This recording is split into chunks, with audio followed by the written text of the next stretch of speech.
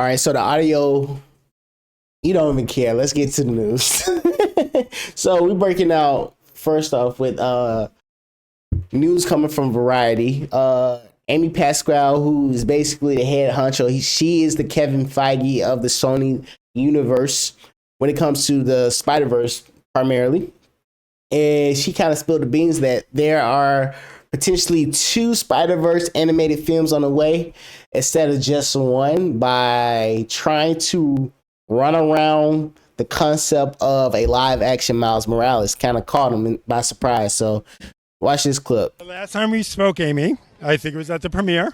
This is Amy, by the way. Live action Miles Morales is in the works. Where are we at? Someday, not till we make 2 more movies. Yeah.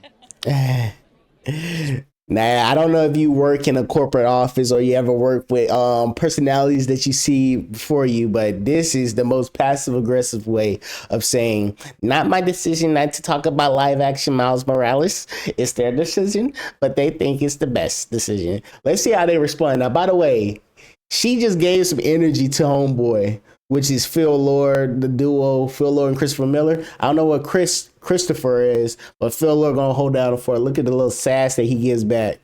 Right, she's the boss. Someday. We are very happy doing what we do. Where is it on the spreadsheet, though? Come on. Tell you anything. I'm not going to tell anybody. You think there's a spreadsheet? Look at the sass between these two. You're so kind. That's so generous. This is like the most passive aggressive interview I've seen thus far when it comes to covering Sony universe. But I just wanted to showcase the fact that right now, I don't know if they did it on purpose, but right now we still only see one animated film that's beyond the Spider-Verse. There's no mention of a second one, but you heard it yourself, rewind a YouTube video. She's saying not until we do 2 more films, and she's looking directly at Phil Lord. Speaking of it, let me play it one more time. Where is it on the spreadsheet, though? Come on. Movies. Yeah. Till we make 2 more movies. Yeah. So you heard it here first. We breaking news. You know what I mean? Here at Filmunity. But moving on. Speaking of Amy, we gotta get to the bottom of it. Right now, it's not making a lot of sense. If you haven't been clued in, we have Madam Web set to premiere soon in the States, and right now Rotten Tomatoes scores are in, and it got them at a 22%. The only film that it beat out from that same unit at Sony when it covering Spider-Man content is Morbius, who produced at premiered at a 15%. Now, I know, call me crazy, but the fact that the same studio made both of those films, I don't find that as a coincidence. And I looked into it, and the only sense that it makes is financially. Now, if you don't understand what's happening when it comes to Sony Pictures on the aspect of the live action, I think there's a sub department somewhere within that manufacturer studio where they don't mind making a poop movie as long as it can reap its return, right?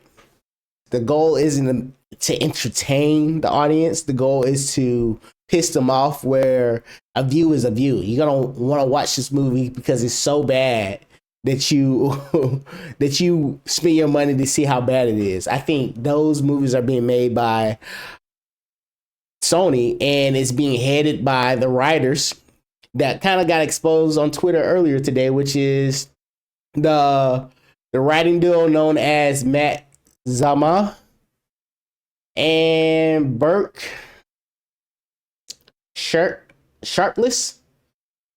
Now, I'm not saying these are fake people. It's quite possible they're real people, but Burke Sharpless sound like the fakest name that I ever came across of. Now, granted, that might be somebody's real name.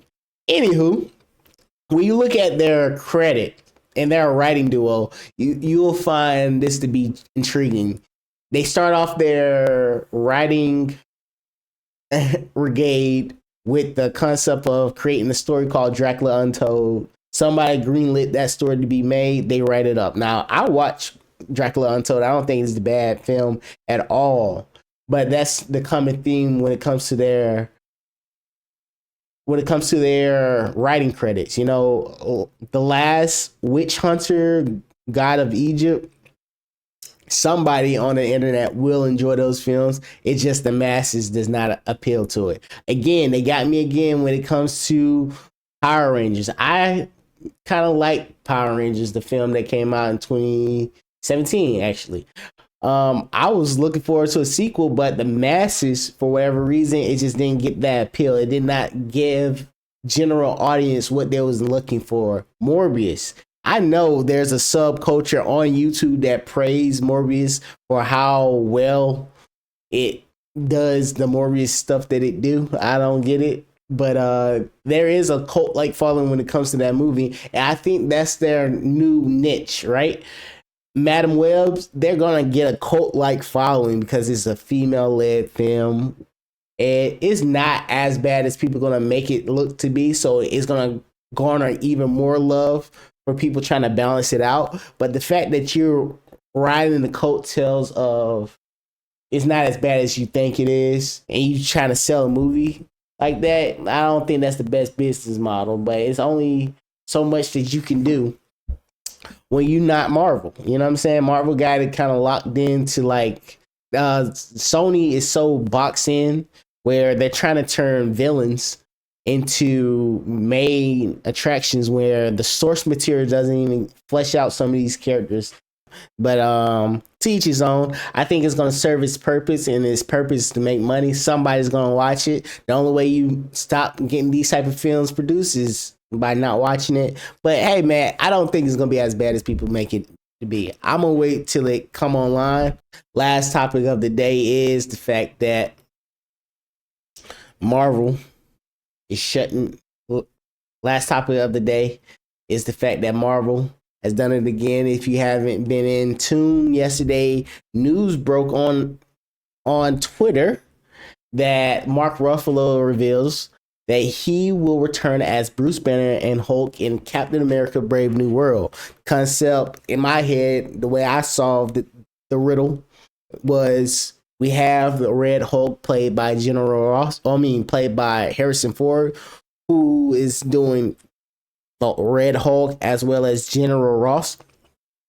And they're going to have like this small, subtle interaction when it comes to Bruce Banner and General Ross, and talk about their history and how both of them basically changed their character, like the actors of those characters for a reason. Something like, I don't know how they was going to do it. That's their job to figure it out. But it seems like that's not even the case. It seemed like he misspoke. But what I want to do is play the video so you actually hear it from yourselves and tell me if he's actually in the film. He's just covering the fact that it's a secret reveal, or he just misspoke. That keeps. We'll never give you a standalone Hulk. Let's just get that. Is that real? Is that true? I don't mean to burst your bubble, but that's just not gonna. I don't mean to burst your bubble either, but I don't mean to burst anyone's bubble, but that's not happening. So we'll do it over 4 movies. How's that sound? And he's is basically that still true? He's basically reciting what Kevin told him in a meeting where he was asking when will be his time to shine, a standalone movie. He was like, yeah, you're not getting a standalone movie. You're getting it a 4-parter. As far as I know. I mean, I could talk more about it, but I've been told not to. Yeah, right? And here's where he kind of leaked a possible Captain scenario. America: Brave New World. That's next, right? Yeah. Yeah. In 2025. And are you allowed to talk about that? Yeah. Okay. It's going to be great. It seems like he misspoke and got reprimanded, and Marvel had to call the PR department to get in contact with Variety to release this, saying that Captain America: Brave New World actor misspoke about Hulk returning. We don't know. He could be lying, Kevin could be lying, Marvel could be lying. We don't know. All we know is there's a trend where these actors are speaking about the films that they are in, but Marvel decide not to allow that information to come out there. I don't know if you know or not, but Max Shackman, the new director of the upcoming Fantastic Four movie, basically got booted off of Instagram because he reposted the concept of Pedro Pascal playing Mr. Fantastic. Now, who knows? Maybe he is actually Mr. Fantastic, or maybe they're still trying to figure out which role Pedro Pascal is going to do. Is it going to be Dr. Doom or is it going to be Mr. Fantastic? And he just kind of jumped the gun and placed him somewhere. We don't know. But Marvel is very hush-hush with the future developments of the MCU. And instead of them just literally starting from scratch, they're trying to figure out how can we keep going with one single story while also doing like a soft reboot, but only time will tell. No, what are you waiting for? Do it! Make your dreams come true! Just do it!